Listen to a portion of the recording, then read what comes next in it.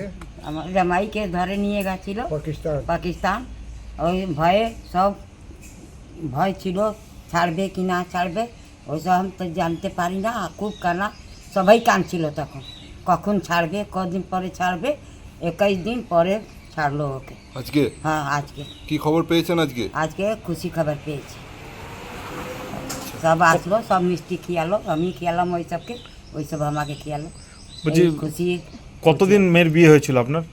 অত তো আমি জানতে পারি না। 15 দিন। আচ্ছা, আপনার মেয়ের সাথে এখন কথা হয়েছে? না, মেয়ে তো ফোনেই তুলছে না, তো অত ভিড় আছে ওইখানে, বলতেই তুলতেই না। কতটা আতঙ্কের মধ্যে ছিলেন?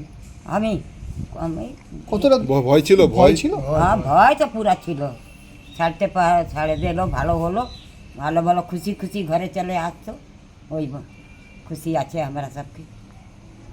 ঠিক আছে। কি কি জানতে পেরেছেন এবং কি হয়েছিল ঘটনা?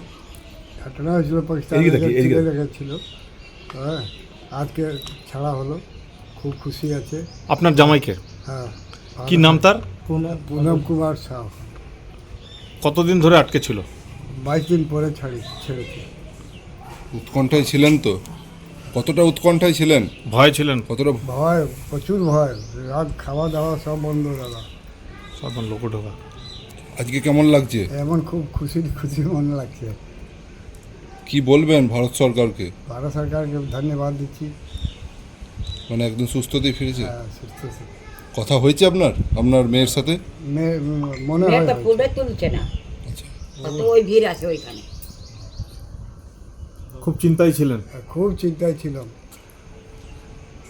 হয়েছিল তোমার 23 তারিখে, 23 এপ্রিলে পাকিস্তানে বর্ডার ওখানে, ঠিক আছে, ওখানে ছিল, ডিউটি পড়েছিল ওখানে। ওখান থেকে নিয়ে চলে গেছিল পাকিস্তানে। তারপর চিন্তা ছিল, ছাড়বে কি ছাড়বে না, ওটা ভয় ছিল একটা, আমাদের প্রচুর ভয় ছিল।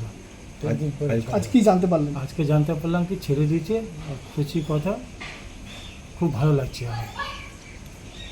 খুব চিন্তায় ছিলেন? বহুত চিন্তায় ছিলাম আমরা। কথাবার্তা হয়েছে না, কথাবার্তা এখন হয়নি আমার। টিভি দেখলেন? হ্যাঁ, টিভিতে দেখলাম, মোবাইলে দেখলাম, আমার কথাবার্তা এখন হয়নি।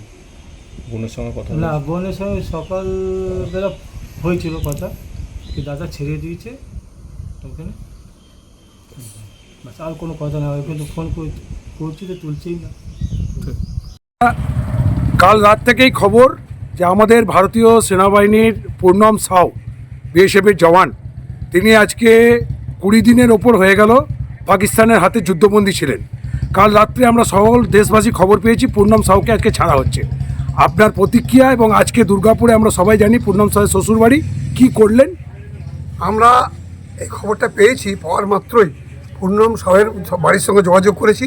ওনার বাবা এবং মা তাদের সঙ্গে যোগাযোগ করেছি, পূর্ণম সাউয়ের দাদা তার সঙ্গে যোগাযোগ করেছি। তারা বলেছিল যে আপনারা আসুন 12টার মধ্যেই। তো আমরাও জানি যে 11টা লেগেই যাবে হয়তো হ্যান্ডওভার করতে। 12টার সময় আমরা এলাম ওখানে। আমরা আমাদের মমতাময়ী মা মমতা বন্দ্যোপাধ্যায় যে জগন্নাথ ধামের পুজো হয়েছে আমাদের দীঘাতে, সেই দীঘার জগন্নাথ ধামের পুজোর প্রসাদ নিয়ে ওর মায়ের হাতে দিয়েছিলাম, তুলে ছবি তুলে দিয়েছি। তার সঙ্গেও আমরা মিষ্টি নিয়ে এসেছিলাম, বাবাকে মাকে সব মিষ্টি খাইয়েছি। তারা অত্যন্ত আনন্দিত বোধ করেছে এবং আমরা সবাই মিলে খুশি যে আমাদের একটা ভারতীয় জওয়ান, সে বিএসএফের এই বর্ডার সিকিউরিটি ফোর্সের জওয়ানই হোক আর মিলিটারি হোক, সে তো জওয়ান, সে আজকে আমাদের এখানকার জামাই, সে আজকে ছাড়া পেয়েছে। তো অনেক খুশির আবহাওয়া এবং আমরা মিষ্টি খাইয়ে। গত 22 এপ্রিল থেকে বিএসএফ জওয়ান পূর্ণম কুমার সাউ পাকিস্তানে আটকে ছিলেন, আর তাকে এবার ফিরিয়ে নিয়ে আসা হয়েছে। আর এই খবর আসতেই পুরো দেশে একটা খুশির মেজাজ রয়েছে। আমরা দেখেছি যে যখন থেকে এই বিএসএফ জওয়ানের পাকিস্তানে আটকে যাওয়ার খবর আসে, তারপর থেকেই পুরো পরিবার, যে পূর্ণম কুমার সাউয়ের যে পরিবার রয়েছে, চিন্তার মধ্যে ছিল। শুধু তার পরিবার না, পুরো দেশ তার সঙ্গে ছিল। আর তাকে ফিরিয়ে নিয়ে আসার জন্য আমরা দেখেছি যে ভারত সরকার পক্ষ থেকে লাগাতার পাকিস্তানের উপরে দবাব তৈরি করে হয়েছিল। আর ফাইনালি তাকে ফিরিয়ে নিয়ে আসা হয়েছে। আর ফিরিয়ে নিয়ে আসার খবর আসতেই আমরা দেখছি যে পুরো দেশে একটা খুশির আবহাওয়া রয়েছে। আর এই খবর যখন তার পরিবার জানতে পারে, তখন তাদের মধ্যে একটা উচ্ছ্বাস দেখা যায়।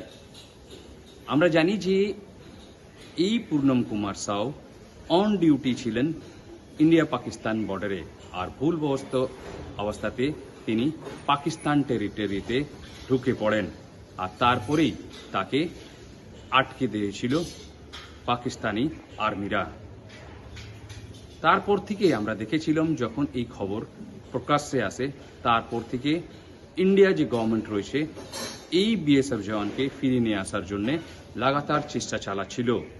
আমরা এই দিকে দেখেছিলাম যে রাজ্যের মুখ্যমন্ত্রী মমতা বন্দ্যোপাধ্যায় নিজেই এই বিএসএফ জওয়ান যে পূর্ণম কুমার সাউয়ের যে স্ত্রী রয়েছেন লাগাতার ফোন করে তাদের যে হিম্মত বাড়াচ্ছিলেন।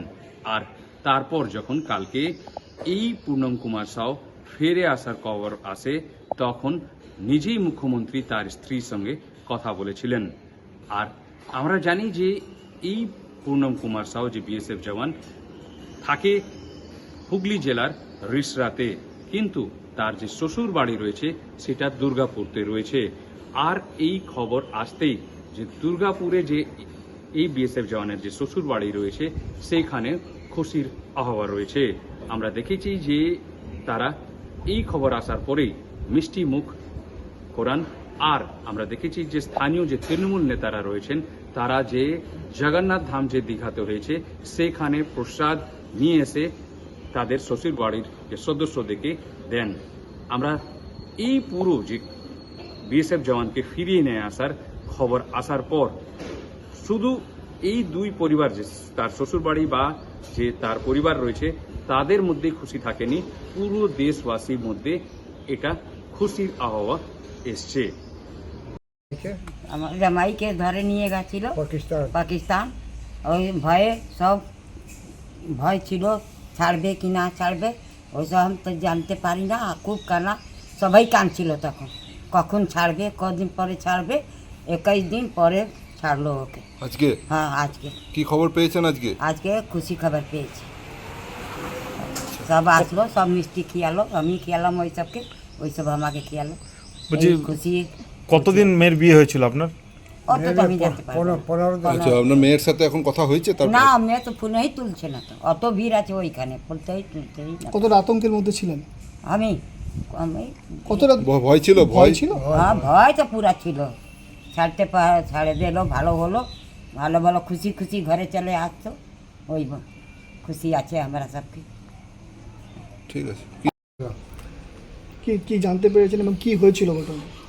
ঘটনা হয়েছিল পাকিস্তান ছিল। হ্যাঁ, আজকে